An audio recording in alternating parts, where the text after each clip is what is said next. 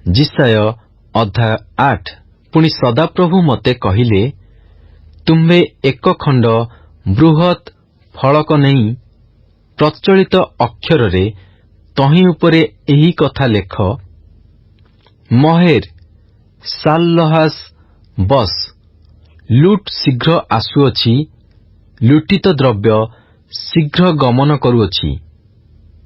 आउ मु प्रमाणर निमंते उरिय जाजक ओ जीवरीक्षर पुत्र सखरियकु आपणार विश्वस्त साक्षी करिबी।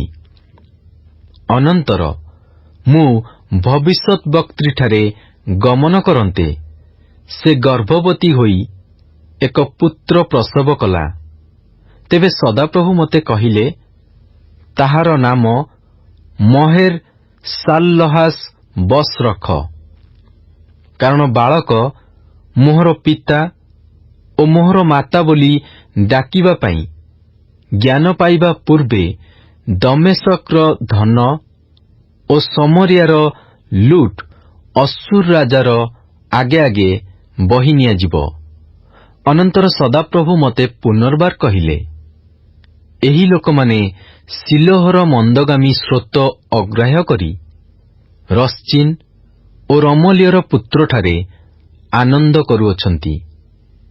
एहेतु देख, प्रभु एबे नदीर प्रबल ओ अपार जलस्वरूप अश्शूरर राजाकू ओ ताहार समस्त प्रतापकू सेमानंको उपरे आणुअछंती। तहु से आपणर समस्त जल प्रणाली उपरे बढ़ी आपणर बंध उपर देई चाली जीव। आउ से प्रबल रूपे आगकू बढ़ी जिहुदा पर्यंत जीव। से उछली उठी व्यापी जीव। से कंठ सरिकी उठिब, पुणी हे इमानुएल ताहार पक्षर विस्तृति द्वारा तुम्भ देशर प्रस्थ व्याप्त हेब। हे गोष्ठी समूह, तुम्हे माने कोलाहल कर, मध्य तुम्हे माने भग्न हेब। पुणी हे दूरदेशीय लोक समस्ते, तुम्हे माने कर्णपात कर, तुम्हे माने कटिबंधन कर, मध्य भग्न हेब। एकत्र मंत्रणा कर, मध्य ताहा निष्फल हेब। कथा कुह, मध्य ताहा स्थिर नहिब। जेहेतु परमेश्वर आम्भमानंक सहित अच्छन्ति, कारण सदाप्रभु प्रबल हस्तरे धरी मते एहीपरि कहिले ओ मु जेपरि एही लोकमानंक पथरे गमन न करिबी, एथिपाई मते आदेश देई कहिले, एही लोकमाने जेउ सबु विषयकू चक्रांत बोली कहिबे, तुमे माने से सबुकू चक्रांत बोली कुह नाही, कि अबा सेमानंकर भय विषयकू तुम्हे माने भय कर नाही, अबा तही विषय त्रासयुक्त हुओ नाही। सैनाधिपति सदाप्रभुंकु ही तुम्हे माने पवित्र रूपे मान्य करिब। पुणी से तुम्भमानंकर भय स्थान हेउंतु ओ से तुम्भमानंकर त्रास भूमि हेउंतु।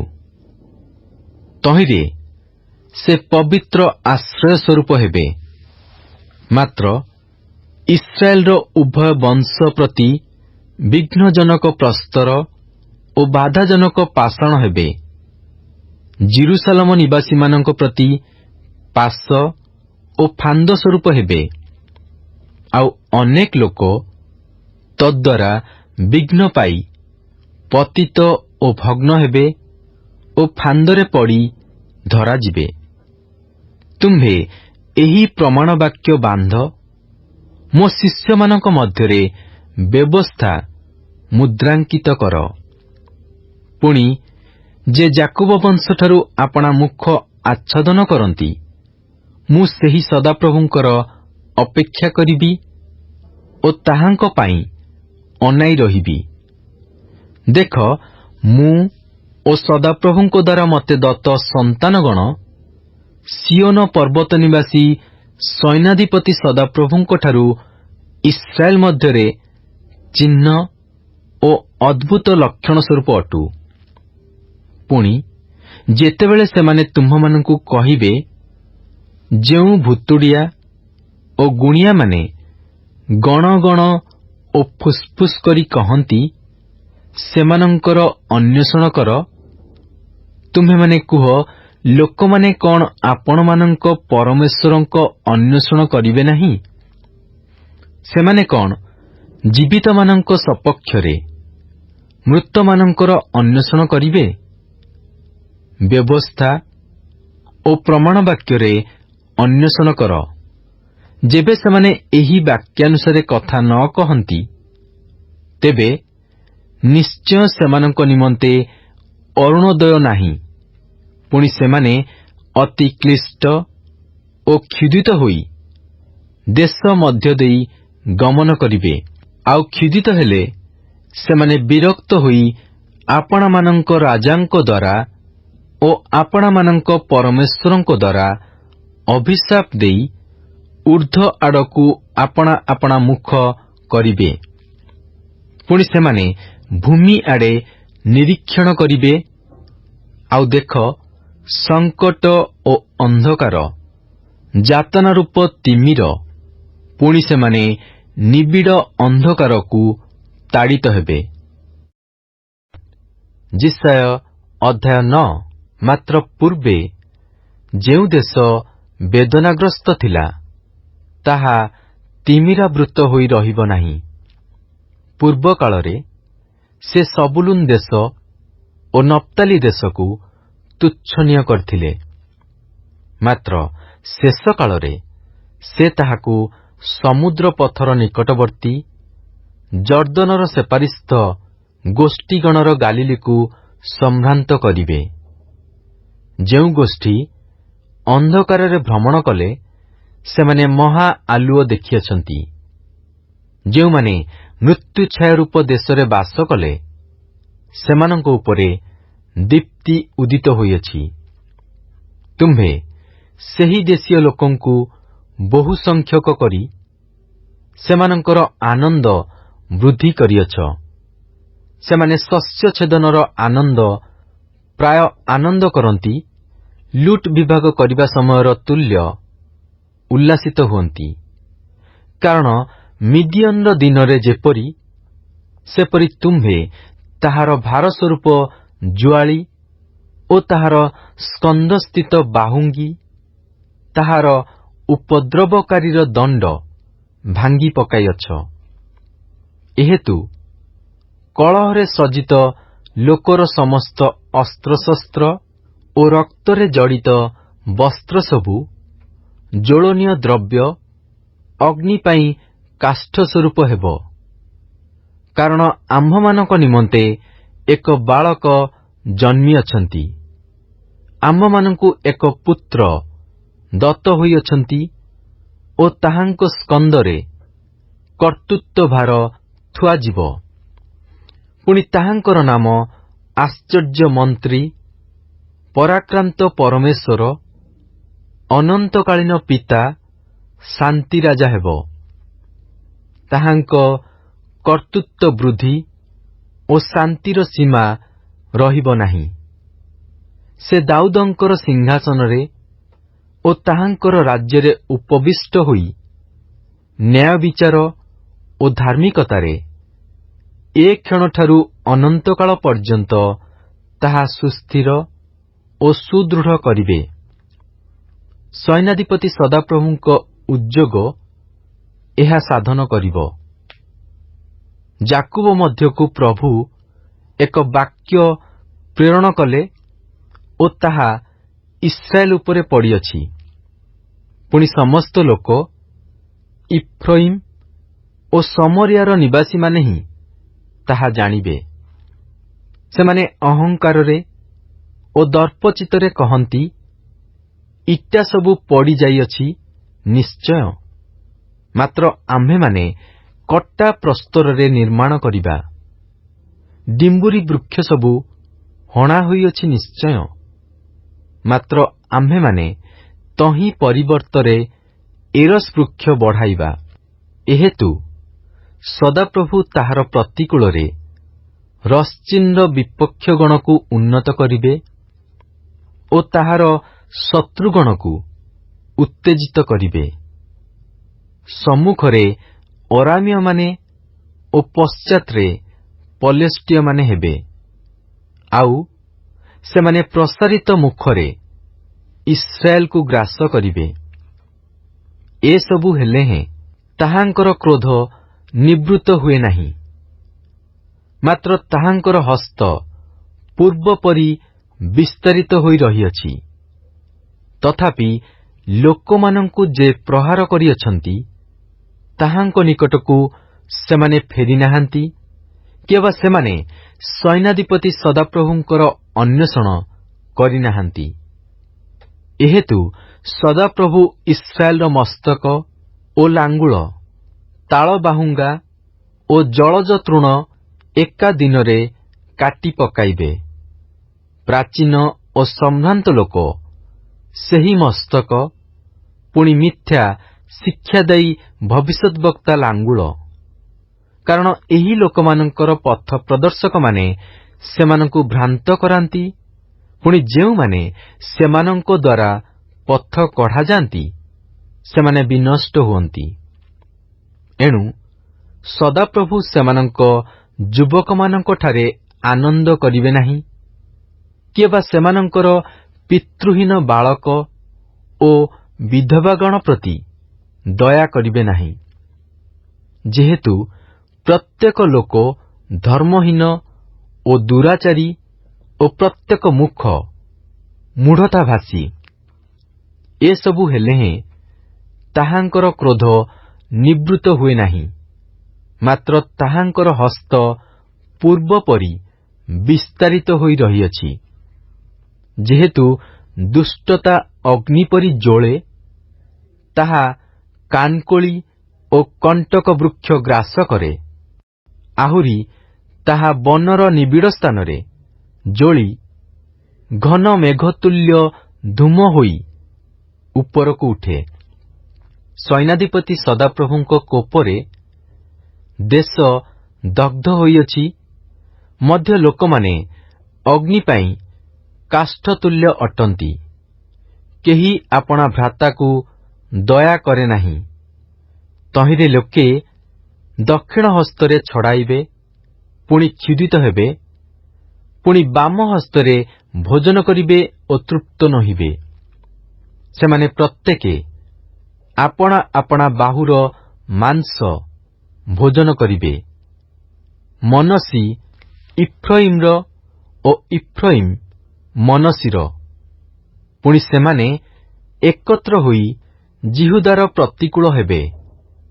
ଏସବୁ ହେଲେ ହେଁ ତାହାଙ୍କର କ୍ରୋଧ ନିବୃତ୍ତ ହୁଏ ନାହିଁ, ମାତ୍ର ତାହାଙ୍କର ହସ୍ତ ପୂର୍ବ ପରି ବିସ୍ତାରିତ ହୋଇ ରହିଅଛି। ଯିଶାୟ ଅଧ୍ୟାୟ 10। ଯେଉଁମାନେ ଅଧର୍ମ ବ୍ୟବସ୍ଥା ସ୍ଥାପନ କରନ୍ତି ଓ ଯେଉଁ ଲେଖକମାନେ ଉପଦ୍ରବର କଥା ଲେଖନ୍ତି, ସେମାନେ ସନ୍ତାପର ପାତ୍ର। ସେମାନେ ବିଧବାମାନଙ୍କୁ ଆପଣମାନଙ୍କର ଲୁଟ୍ ଦ୍ରବ୍ୟ ସ୍ୱରୂପ କରିବା ପାଇଁ, ପିତୃହୀନମାନଙ୍କୁ ଆପଣମାନଙ୍କର ମୃଗୟା ସ୍ୱରୂପ କରିବା ପାଇଁ, ଦରିଦ୍ରମାନଙ୍କୁ ନ୍ୟାୟ ବିଚାରରୁ ଫେରାଇ ଦିଅନ୍ତି ଓ ମୋହର ଦୁଃଖୀ ଲୋକମାନଙ୍କର ଅଧିକାର ହରଣ କରନ୍ତି। ଏଣୁ ପ୍ରତିଫଳ ଦେବାର ଦିନରେ ଓ ଦୂରରୁ ଆସନ୍ତା ବିନାଶ ସମୟରେ ତୁମ୍ଭେମାନେ କଣ କରିବ? ସାହାଯ୍ୟ ନିମନ୍ତେ ତୁମ୍ଭେମାନେ କାହା ନିକଟକୁ ପଳାଇବ ଓ ତୁମ୍ଭମାନଙ୍କର ପ୍ରତାପ କେଉଁଠାରେ ରଖିବ? ସେମାନେ କେବଳ ବନ୍ଦୀ ଲୋକମାନଙ୍କର ପଦ ତଳେ ନତ ହେବେ ଓ ହତ ଲୋକମାନଙ୍କର ତଳେ ପଡ଼ିବେ। ଏସବୁ ହେଲେ ହେଁ ତାହାଙ୍କର କ୍ରୋଧ ନିବୃତ୍ତ ହୁଏ ନାହିଁ, ମାତ୍ର ତାହାଙ୍କର ହସ୍ତ ପୂର୍ବ ପରି ବିସ୍ତାରିତ ହୋଇ ରହିଅଛି। ହାୟ ଅସୁର, ସେ ଆମ୍ଭର କ୍ରୋଧରୂପ ଦଣ୍ଡ, ତାହାର ହସ୍ତରେ ଆମ୍ଭର କୋପରୂପ ଯଷ୍ଟି ଅଛି। ଆମ୍ଭେ ତାହାକୁ ଲୁଟିତ ଦ୍ରବ୍ୟ ଓ ମୃଗୟା ନେଇ ଯିବା ନିମନ୍ତେ ଓ ଲୋକମାନଙ୍କୁ ବାଟର କାଦୁଅ ତୁଲ୍ୟ ଦଳିତ କରିବା ନିମନ୍ତେ ଧର୍ମହୀନ ଗୋଷ୍ଠୀର ଓ ଆମ୍ଭ କ୍ରୋଧପାତ୍ର ଲୋକମାନଙ୍କ ବିରୁଦ୍ଧରେ ଆଜ୍ଞା ଦେବା। ତଥାପି ତାହାର ଅଭିପ୍ରାୟ ସେପରି ନୁହେଁ, କିଅବା ତାହାର ହୃଦୟ ସେପରି ଭାବେ ନାହିଁ। ମାତ୍ର ବିନାଶ କରିବାକୁ ଓ ଅନେକ ଗୋଷ୍ଠୀଙ୍କୁ ଉଚ୍ଛିନ୍ନ କରିବାକୁ ତାହାର ହୃଦୟରେ ଅଛି। କାରଣ ସେ କହେ, ଆମ୍ଭର ଅଧିପତିଗଣ ସମସ୍ତେ କି ରାଜା ନୁହନ୍ତି? କର୍ଣ୍ଣ କି କର୍କମିଶ୍ର ତୁଲ୍ୟ ନୁହେଁ? ହମାତ କି ଅର୍ପଦ୍ର ତୁଲ୍ୟ ନୁହେଁ? ସମରିଆ କି ଦମେଶକ ତୁଲ୍ୟ ନୁହେଁ? ଯେଉଁ ପ୍ରତିମାଗଣର ରାଜ୍ୟ ସକଳର ଖୋଦିତ ମୂର୍ତ୍ତି ସମୂହ ଜେରୁସାଲେମର ଓ ସମରିଆର ମୂର୍ତ୍ତିଗଣ ଅପେକ୍ଷା ଶ୍ରେଷ୍ଠ, ସେସବୁ ରାଜ୍ୟ ଆମ୍ଭର ହସ୍ତଗତ ହୋଇଅଛି। ଆମ୍ଭେ ସମରିଆ ଓ ତାହାର ପ୍ରତିମାଗଣ ପ୍ରତି ଯେପରି କରିଅଛୁ, ଜେରୁସାଲେମ ଓ ତାହାର ପ୍ରତିମାଗଣ ପ୍ରତି କଣ ସେପରି କରିବା ନାହିଁ? ଏହେତୁ ଏପରି ଘଟିବ ଯେ, ପ୍ରଭୁ ସିଓନ ପର୍ବତରେ ଓ ଜେରୁସାଲେମରେ ଆପଣାର ସମସ୍ତ କାର୍ଯ୍ୟ ସାଧନ କଲା ଉତ୍ତାରେ ଆମ୍ଭେ ଅସୁର ରାଜାର ଅହଙ୍କାରମୟ ଚିତ୍ତରୂପ ଫଳର ଓ ତାହାର ଉଚ୍ଚ ଦୃଷ୍ଟିରୂପ ଆଡମ୍ବରର ପ୍ରତିଫଳ ଦେବା। କାରଣ ସେ କହିଅଛି, ମୁଁ ବୁଦ୍ଧିମାନ ହେବାରୁ ଆପଣା ହସ୍ତର ବଳ ଓ ଆପଣା ଜ୍ଞାନ ଦ୍ୱାରା ଏହା କରିଅଛି।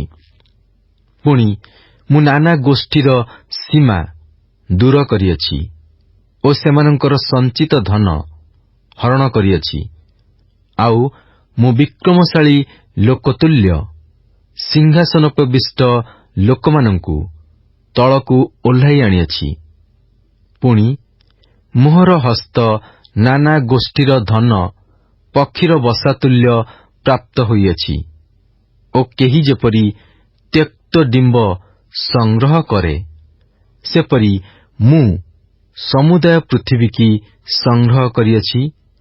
ଆଉ ପକ୍ଷ ହଲାଇବାକୁ କିଏବା ଚଞ୍ଚୁ ଫିଟାଇବାକୁ ଅବା ଚି ଚି ଶବ୍ଦ କରିବାକୁ କେହି ନଥିଲା। କୁରାଢ଼ୀ କଣ ତଦ୍ୱାରା ଛେଦନକର୍ତ୍ତା ବିରୁଦ୍ଧରେ ଦର୍ପ କରିବ? କରତ କଣ କରତିଆର ପ୍ରତିକୂଳରେ ଆପଣାକୁ ଶ୍ରେଷ୍ଠ କରିବ? ଯେଉଁମାନେ ଦଣ୍ଡ ଉଠାନ୍ତି, ଦଣ୍ଡ କଣ ସେମାନଙ୍କୁ ହଲାଇବ? ଯେ କାଷ୍ଠ ନୁହେଁ, ଯଷ୍ଟି କଣ ତାହାକୁ ଉଠାଇବ? ଏହେତୁ ପ୍ରଭୁ ସୈନ୍ୟାଧିପତି ସଦାପ୍ରଭୁ ତାହାର ସ୍ଥୂଳକାୟ ଲୋକମାନଙ୍କ ମଧ୍ୟରେ କ୍ଷୀଣତା ପଠାଇବେ ଓ ତାହାର ପ୍ରତାପର ତଳେ ଅଗ୍ନିଦାହ ତୁଲ୍ୟ ଦାହ ହେବ। ପୁଣି ଇସ୍ରାଏଲର ଜ୍ୟୋତି ଅଗ୍ନି ସ୍ୱରୂପ ହେବ ଓ ତାହାର ଧର୍ମସ୍ୱରୂପ ଅଗ୍ନିଶିଖା ସଦୃଶ ହେବ। ଆଉ ତାହା ଜଳି ଏକ ଦିନରେ ତାହାର କାନକୋଳି ଓ କଣ୍ଟକ ବୃକ୍ଷ ସବୁ ଗ୍ରାସ କରିବ। ଆଉ ସେ ତାହାର ବନ ଓ ଉର୍ବରା କ୍ଷେତ୍ରର ଗୌରବକୁ ପ୍ରାଣ ଓ ଶରୀର ସୁଦ୍ଧା ସଂହାର କରିବେ। ତହିଁରେ ଧ୍ୱଜାଧାରୀ କ୍ଷୀଣ ହେବାବେଳେ ଯେପରି ହୁଏ, ସେପରି ହେବ। ପୁଣି ତାହାର ବନର ଅବଶିଷ୍ଟ ବୃକ୍ଷ ଏତେ ଅଳ୍ପ ହେବ ଯେ ଗୋଟିଏ ବାଳକ ତାହା ଲେଖିପାରିବ। ପୁଣି ସେ ଦିନରେ ଏପରି ଘଟିବ ଯେ ଇସ୍ରାଏଲର ଅବଶିଷ୍ଟାଂଶ ଓ ଯାକୋବ ବଂଶର ରକ୍ଷାପ୍ରାପ୍ତ ଲୋକେ ଆପଣାମାନଙ୍କ ପ୍ରହାରକାରୀର ଉପରେ ଆଉ ନିର୍ଭର କରିବେ ନାହିଁ। ମାତ୍ର ସେମାନେ ସତ୍ୟ ଭାବରେ ଇସ୍ରାଏଲର ଧର୍ମସ୍ୱରୂପ ସଦାପ୍ରଭୁଙ୍କ ଉପରେ ନିର୍ଭର କରିବେ। ଅବଶିଷ୍ଟାଂଶ ଅର୍ଥାତ୍ ଯାକୁବର ଅବଶିଷ୍ଟାଂଶ ପରାକ୍ରାନ୍ତ ପରମେଶ୍ୱରଙ୍କ ନିକଟକୁ ଫେରିଆସିବେ। କାରଣ ତୁମ୍ଭ ଇସ୍ରାଏଲ ଲୋକେ ସମୁଦ୍ରର ବାଲି ପରି ହେଲେ ହେଁ ସେମାନଙ୍କର କେବଳ ଅବଶିଷ୍ଟାଂଶ ଫେରିଆସିବେ। ଧାର୍ମିକତାର ବଢ଼ି ସ୍ୱରୂପ ଉଚ୍ଛିନ୍ନତା ନିରୂପିତ ହୋଇଅଛି। ଯେହେତୁ ପ୍ରଭୁ ସୈନ୍ୟାଧିପତି ସଦାପ୍ରଭୁ ସମୁଦାୟ ପୃଥିବୀରେ ଉଚ୍ଛିନ୍ନତା, ନିରୂପିତ ଉଚ୍ଛିନ୍ନତା ସିଦ୍ଧ କରିବେ। ଏହେତୁ ପ୍ରଭୁ ସୈନ୍ୟାଧିପତି ସଦାପ୍ରଭୁ କହନ୍ତି, ହେ ସିଓନ ନିବାସୀ ଆମ୍ଭର ଲୋକମାନେ, ଯଦ୍ୟପି ଅସୁର ମିଶରର ରୀତି ଅନୁସାରେ ତୁମ୍ଭକୁ ଦଣ୍ଡାଘାତ କରେ ଓ ତୁମ୍ଭ ବିପରୀତରେ ଆପଣା ଯଷ୍ଟି ଉଠାଏ, ତଥାପି ତାହା ବିଷୟରେ ଭୀତ ହୁଅ ନାହିଁ। କାରଣ ଅତ୍ୟଳ୍ପ କାଳ ଉତ୍ତାରେ କ୍ରୋଧ ଓ ସେମାନଙ୍କର ବିନାଶରେ ଆମ୍ଭର କୋପ ସିଦ୍ଧ ହେବ। ପୁଣି ସୈନ୍ୟାଧିପତି ସଦାପ୍ରଭୁ ଓରେବ୍ ଶୈଳରେ ମିଦିୟନର ହତ୍ୟା କାଳରେ ଯେପରି କରିଥିଲେ, ସେପରି ତାହାର ପ୍ରତିକୂଳରେ ଆପଣା କୋରଡ଼ା ହଲାଇବେ, ଆଉ ତାହାଙ୍କର ଦଣ୍ଡ ସାଗର ଉପରେ ରହିବ ଓ ମିଶରର ରୀତି ଅନୁସାରେ ସେ ତାହା ଉଠାଇବେ। ପୁଣି ସେ ଦିନରେ ତାହାର ବୋଝ ତୁମ୍ଭ ସ୍କନ୍ଧରୁ ଓ ତାହାର ଜୁଆଳି ତୁମ୍ଭ ଗ୍ରୀବାରୁ ଦୂର କରାଯିବ। ପୁଣି ଅଭିଷେକ ସକାଶୁ ଜୁଆଳି ବିନଷ୍ଟ ହେବ। ସେ ଅୟାତକୁ ଆସିଅଛି, ସେ ମିଗ୍ରୋଣ ମଧ୍ୟ ଦେଇ ଯାଇଅଛି, ସେ ମିକ୍ମସରେ ଆପଣା ଦ୍ରବ୍ୟ ସାମଗ୍ରୀ ରଖୁଅଛି। ସେମାନେ ଘାଟି ପାର ହୋଇ ଯାଇଅଛନ୍ତି, ସେମାନେ ଗେବାରେ ବସା କରିଅଛନ୍ତି। ରାମା କମ୍ପୁଅଛି, ସାଉଲର ଗିବିଆ ପଳାୟନ କରିଅଛି। ଆଗ ଗଲିମର କନ୍ୟା, ତୁମ୍ଭେ ଆପଣା ରବରେ ଉଚ୍ଚ ଶବ୍ଦ କର। ହେ ଲଇସ୍, କର୍ଣ୍ଣପାତ କର। ଆଃ, ଦୁଃଖିନୀ ଅନାଥୋତ, ମଦମେନା ପଳାତକ ହୋଇଅଛି। ଗେବି ନିବାସୀମାନେ ପଳାଇବା ପାଇଁ ଏକତ୍ର ହେଉଅଛନ୍ତି। ସେ ଆଜି ନୋବରେ ରହିବ। ସେ ସିଓନ କନ୍ୟାର ପର୍ବତ ଜିରୁସାଲମ ଗିରି ପ୍ରତି ହସ୍ତ ହଲାଉଅଛି। ଦେଖ, ପ୍ରଭୁ ସୈନ୍ୟାଧିପତି ସଦାପ୍ରଭୁ ଭୟଙ୍କର ରୂପରେ ଶାଖା ସବୁ କାଟି ପକାଇବେ। ପୁଣି ଉଚ୍ଚ ଆକୃତି ସବୁ ହଣାଯିବ ଓ ଉନ୍ନତ ସବୁ ନତ କରାଯିବ। ସେ ଲୌହ ଦ୍ୱାରା ବନର ନିବିଡ଼ ସ୍ଥାନ ସବୁ କାଟି ପକାଇବେ। ପୁଣି ଏକ ମହାପରାକ୍ରମୀ ଦ୍ୱାରା ଲିବାନୋନ ନିପାତିତ ହେବ। ଜିସାୟ ଅଧ୍ୟାୟ 11। ଅନନ୍ତର ଜିସୟର ଗଣ୍ଡିରୁ ଏକ ପଲ୍ଲବ ନିର୍ଗତ ହେବ ଓ ତାହାର ମୂଳରୁ ଏକ ଶାଖା ଉତ୍ପନ୍ନ ହୋଇ ଫଳ ଫଳିବ। ପୁଣି ସଦାପ୍ରଭୁଙ୍କର ଆତ୍ମା, ଜ୍ଞାନ ଓ ବିବେଚନାର ଆତ୍ମା, ମନ୍ତ୍ରଣା ଓ ପରାକ୍ରମର ଆତ୍ମା, ବୁଦ୍ଧି ଓ ସଦାପ୍ରଭୁ ବିଷୟକ ଭୟର ଆତ୍ମା ତାହାଙ୍କଠାରେ ଅଧିଷ୍ଠାନ କରିବେ। ସଦାପ୍ରଭୁ ବିଷୟକ ଭୟରେ ତାହାଙ୍କର ଆମୋଦ ହେବ। ପୁଣି ସେ ଆପଣା ଚକ୍ଷୁର ଦୃଷ୍ଟି ଅନୁସାରେ ବିଚାର କରିବେ ନାହିଁ, କିଏବା ଆପଣା କର୍ଣ୍ଣର ଶ୍ରବଣାନୁସାରେ ଅନୁଯୋଗ କରିବେ ନାହିଁ। ମାତ୍ର ସେ ଧର୍ମରେ ଦିନହୀନମାନଙ୍କର ବିଚାର କରିବେ ଓ ପୃଥିବୀସ୍ଥ ନମ୍ର ଲୋକମାନଙ୍କ ସକାଶେ ନ୍ୟାୟରେ ଅନୁଯୋଗ କରିବେ। ପୁଣି ସେ ଆପଣା ମୁଖସ୍ଥିତ ଦଣ୍ଡ ଦ୍ୱାରା ପୃଥିବୀକି ଆଘାତ କରିବେ ଓ ଆପଣା ଓଷ୍ଠାଧରର ନିଶ୍ୱାସ ଦ୍ୱାରା ଦୁଷ୍ଟକୁ ସଂହାର କରିବେ। ଧର୍ମ ତାହାଙ୍କ କଟି ଦେଶର ପଟୁକା ଓ ବିଶ୍ୱସ୍ତତା ତାହାଙ୍କ କକ୍ଷର ପଟୁକା ହେବ। ଆଉ କେନ୍ଦୁଆ ବାଘ ମେଷଛୁଆ ସଙ୍ଗେ ବାସ କରିବ ଓ ଚିତା ବାଘ ଛେଳିଛୁଆ ସଙ୍ଗେ ଶୟନ କରିବ। ବାଛୁରୀ, ଯୁବା ସିଂହ ଓ ହୃଷ୍ଟପୁଷ୍ଟ ପଶୁ ଏକତ୍ର ରହିବେ, ଆଉ ଏକ ସାନ ପିଲା ସେମାନଙ୍କୁ ଅଡ଼ାଇବ। ପୁଣି ଗାଭୀ ଓ ଭଲୁକି ଚରିବେ। ସେମାନଙ୍କର ଛୁଆ ସବୁ ଏକତ୍ର ଶୟନ କରିବେ, ଆଉ ସିଂହ ବଳଦ ପରି ନଡ଼ା ଖାଇବ। ପୁଣି ସ୍ତନ୍ୟପାୟୀ ଶିଶୁ କାଳସର୍ପର ଗର୍ତ୍ତ ଉପରେ ଖେଳିବ ଓ ତ୍ୟକ୍ତସ୍ତନ୍ୟ ବାଳକ କୃଷ୍ଣସର୍ପର ଗର୍ତ୍ତ ଉପରେ ହସ୍ତ ଥୋଇବ। ସେମାନେ ଆମ୍ଭ ପବିତ୍ର ପର୍ବତର କୌଣସି ସ୍ଥାନରେ ହିଂସା କି ବିନାଶ କରିବେ ନାହିଁ। କାରଣ ସମୁଦ୍ର ଯେପରି ଜଳରେ ଆଚ୍ଛନ୍ନ, ପୃଥିବୀ ସେପରି ସଦାପ୍ରଭୁ ବିଷୟକ ଜ୍ଞାନରେ ପରିପୂର୍ଣ୍ଣ ହେବ। ଆଉ ସେ ଦିନରେ ଗୋଷ୍ଠୀଗଣର ଧ୍ୱଜା ରୂପେ ସ୍ଥାପିତ ଯେ ଜିସୟର ମୂଳ, ନାନା ଦେଶୀୟମାନେ ତାହାଙ୍କର ଅନ୍ୱେଷଣ କରିବେ, ଆଉ ତାହାଙ୍କର ବିଶ୍ରାମ ସ୍ଥାନ ଗୌରବାନ୍ୱିତ ହେବ।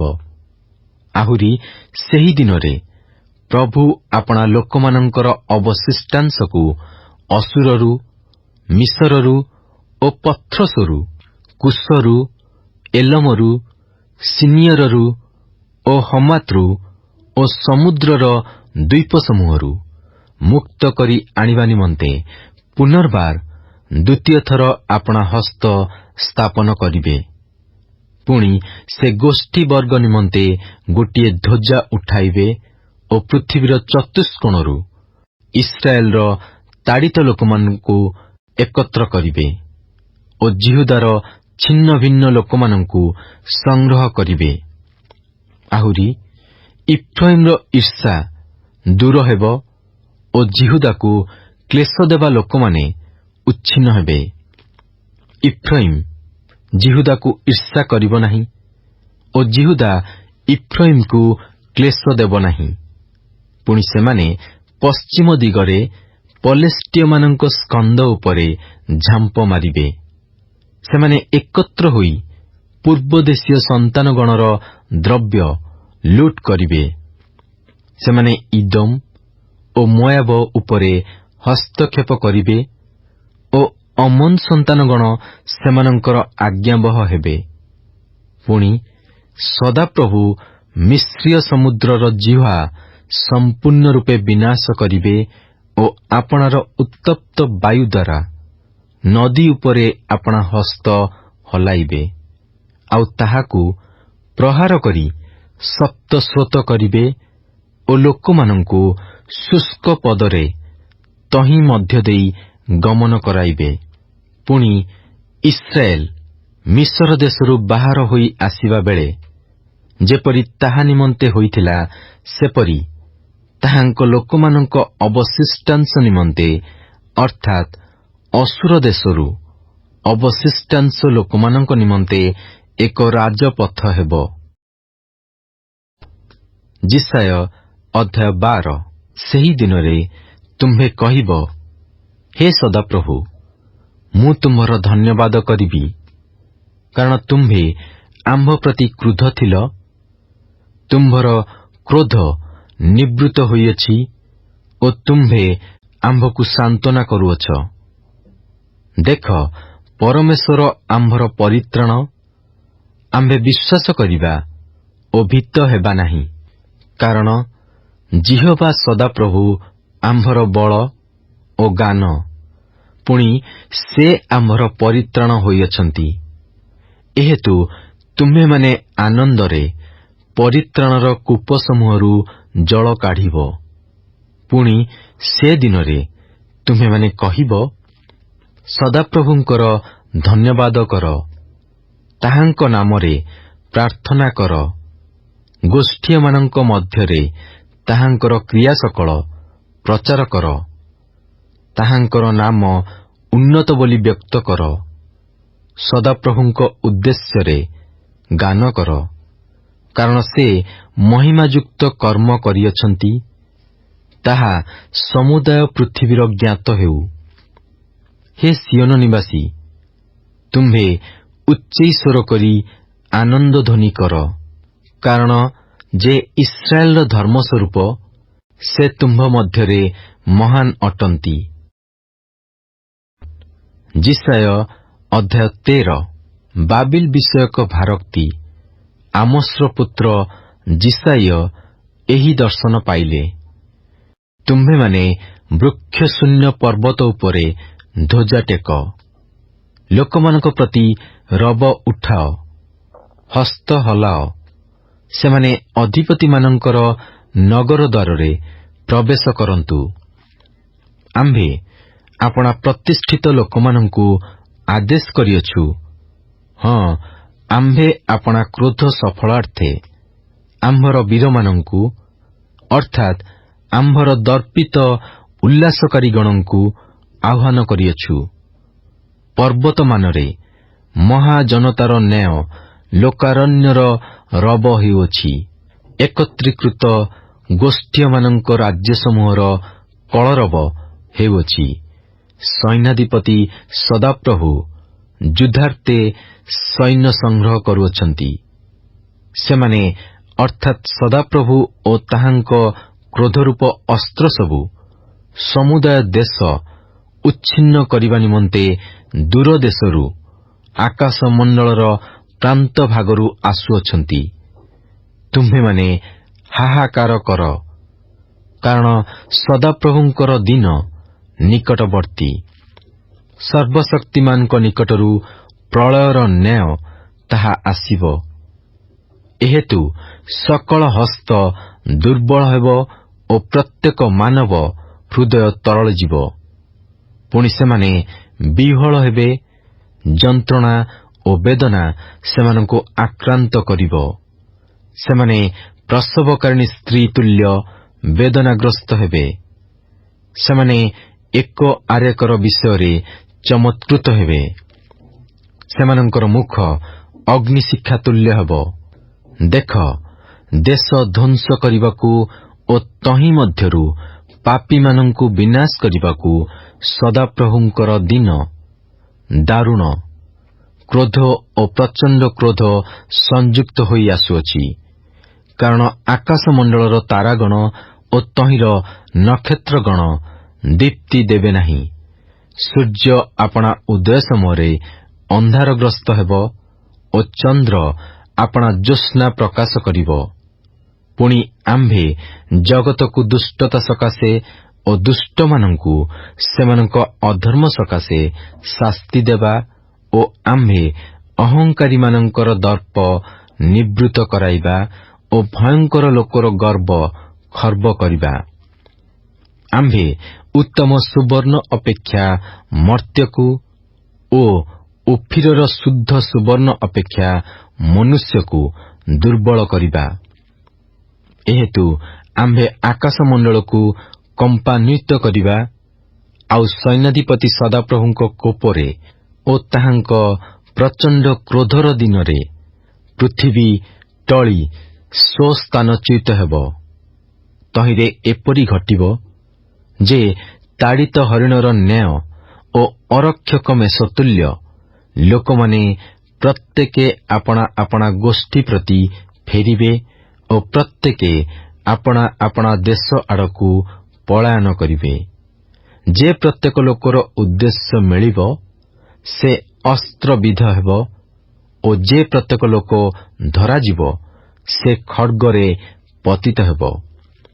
ସେମାନଙ୍କର ଶିଶୁଗଣ ମଧ୍ୟ ସେମାନଙ୍କ ଦୃଷ୍ଟିଗୋଚରରେ କଚଡ଼ା ଯିବେ। ସେମାନଙ୍କର ଗୃହ ଲୁଟିତ ହେବ ଓ ସେମାନଙ୍କର ଭାର୍ଯ୍ୟାମାନେ ବଳାତ୍କାରରେ ଭ୍ରଷ୍ଟ କରାଯିବେ। ଦେଖ, ଆମ୍ଭେ ସେମାନଙ୍କ ପ୍ରତିକୂଳରେ ମାଦୀୟମାନଙ୍କୁ ଉତ୍ତେଜିତ କରିବା। ସେମାନେ ରୂପାକୁ ଅନାଇବେ ନାହିଁ ଓ ସୁନାରେ ସେମାନେ ତୁଷ୍ଟ ହେବେ ନାହିଁ। ସେମାନଙ୍କର ଧନୁ ଯୁବକମାନଙ୍କୁ କଚାଡ଼ି ପକାଇବ ଓ ସେମାନେ ଗର୍ଭର ଫଳ ପ୍ରତି କିଛି ଦୟା କରିବେ ନାହିଁ। ବାଳକଗଣ ପ୍ରତି ସେମାନଙ୍କର କୃପାଦୃଷ୍ଟି ହେବ ନାହିଁ। ପୁଣି ରାଜ୍ୟସମୂହର ଗୌରବ ସ୍ୱରୂପ ଓ କଲ୍ଦୀୟମାନଙ୍କ ଦର୍ପର ଲାବଣ୍ୟ ସ୍ୱରୂପ ଯେ ବାବିଲ, ତାହା ପରମେଶ୍ୱରଙ୍କ ଦ୍ୱାରା ଉତ୍ପାଟିତ ସଦମ ଓ ହମୋରାର ତୁଲ୍ୟ ହେବ। ତାହା କଦାଚ ବସତି ସ୍ଥାନ ନୋହିବ। ପୁରୁଷ ପୁରୁଷାନୁକ୍ରମେ କେହି ତହିଁରେ ବାସ କରିବେ ନାହିଁ। ଆରବୀୟ ଲୋକମାନେ ସେଠାରେ ତମ୍ବୁ ପକାଇବେ ନାହିଁ, କିଏ ବା ମେଷପାଳକମାନେ ଆପଣା ଆପଣା ପଲ ସେଠାରେ ଶୁଆଇବେ ନାହିଁ। ମାତ୍ର ବନ୍ୟ ପଶୁମାନେ ସେ ସ୍ଥାନରେ ଶୟନ କରିବେ ଓ ସେମାନଙ୍କର ଗୃହ ଚିତ୍କାରକାରୀ ଜନ୍ତୁରେ ପରିପୂର୍ଣ୍ଣ ହେବ। ଉଷ୍ଟ୍ର ପକ୍ଷୀ ସେଠାରେ ବାସ କରିବେ ଓ ଛାଗମାନେ ସେଠାରେ ନୃତ୍ୟ କରିବେ। ପୁଣି କେନ୍ଦୁଆମାନେ ସେମାନଙ୍କ ଅଟ୍ଟାଳିକାରେ ଓ ଶୃଗାଳମାନେ ସେମାନଙ୍କ ମନୋରମ ପ୍ରାସାଦରେ ବୋବାଇବେ। ତାହାର କାଳ ନିକଟବର୍ତ୍ତୀ ଓ ତାହାର ଦିନ ସବୁ ଦୀର୍ଘ ହେବ ନାହିଁ। Good morning and praise the Lord. ଆଜି ବାଇବଲ ପଠନ ଦିନ ସଂଖ୍ୟା 100 ଗୁରୁବାର। ଆଜି ଆମ୍ଭେମାନେ ଯିଶାୟ ଭବିଷ୍ୟତ ବକ୍ତାଙ୍କ ପୁସ୍ତକ ତାର 8 ପର୍ବ ଠାରୁ 13 ପର୍ବ ପର୍ଯ୍ୟନ୍ତ ପାଠ କରିଅଛୁ। ଆସନ୍ତୁ ସେହି ପଠିତ ଶାସ୍ତ୍ରାଂଶକୁ ଆମ୍ଭେମାନେ ଚିନ୍ତା କରିବା। ଯୀଶୁର ଗଣ୍ଡିରୁ ଗୋଟିଏ ଶାଖା ଉତ୍ପନ୍ନ ହେବ ଏବଂ ସେ ଶାନ୍ତିର ରାଜା ହେବ। ଯଦିଓ ଇସ୍ରାଏଲର ପାପ ପାଇଁ ଦଣ୍ଡ ଦେବା ନିମନ୍ତେ ଅସୁରକୁ ଗୋଟିଏ ଉପକରଣ ରୂପରେ ବ୍ୟବହାର କରାଗଲା, ତଥାପି ଇସ୍ରାଏଲ ଯେ ପୁନଃସ୍ଥାପିତ ହେବ ସେ ସମ୍ବନ୍ଧରେ ମଧ୍ୟ ଭାବବାଣୀ କରାଗଲା। ଅନ୍ୟ ଦେଶୀୟମାନଙ୍କ ମଧ୍ୟରେ ନିଆଯାଇଥିବା ଆମ୍ଭର ଲୋକମାନେ ଫେରି ଆସିବେ। ସେହି ଦିନ ହେବ ପରିତ୍ରାଣର ଦିନ। ସଦାପ୍ରଭୁ ମିଶର ଦେଶରୁ ଦ୍ୱିତୀୟ ଯାତ୍ରା କରାଇବେ ବୋଲି କୁହାଯାଏ। ଯେତେବେଳେ ସେହି ଦିନ ଉପସ୍ଥିତ ହେବ ସେ ସମଗ୍ର ଜଗତକୁ ଏହି ଗୀତକୁ ଶିକ୍ଷା କରି ଗାନ କରିବା ପାଇଁ କୁହନ୍ତି, ହେ ସିୟନର କନ୍ୟା, ଇସ୍ରାଏଲର ପରମେଶ୍ୱର ମହାନ ପରମେଶ୍ୱର ଅଟନ୍ତି। ଆମ୍ଭର ଲୋକମାନଙ୍କୁ ଆମ୍ଭେ ବାବିଲ ଦ୍ୱାରା କ୍ଲେଶ ଦେବା, କିନ୍ତୁ ପରିଶେଷରେ ହେ ବାବିଲ, ତୁମ୍ଭର ମଧ୍ୟ ପତନ ହେବ। ତୁମ୍ଭକୁ ବିନଷ୍ଟ କରିବା ନିମନ୍ତେ ଆମ୍ଭେ ପାରସ୍ୟ ମାଦୀୟ ପାରସ୍ୟକୁ ଆହ୍ୱାନ କରିବା। ହେ ଜଗତର ସମଗ୍ର ଦେଶ, ଆମ୍ଭେ ତୁମ୍ଭ ଉପରେ ମଧ୍ୟ ରାଜତ୍ୱ କରୁଅଛୁ, ଆମ୍ଭେ ହିଁ ରାଜା ଅଟୁ। ଏହା ଥିଲା ଆଜିର ପଠିତ ଶାସ୍ତ୍ରାଂଶର ସାରାଂଶ। ଖ୍ରୀଷ୍ଟଙ୍କ ଠାରେ ଏକତ୍ର ଏହା କି ଆଶୀର୍ବାଦର ବିଷୟ ଅଟେ। ପ୍ରଭୁ ଆଜିର ପଠନରେ ଆମ ପ୍ରତ୍ୟେକଙ୍କୁ ଆଶୀର୍ବାଦ କରନ୍ତୁ।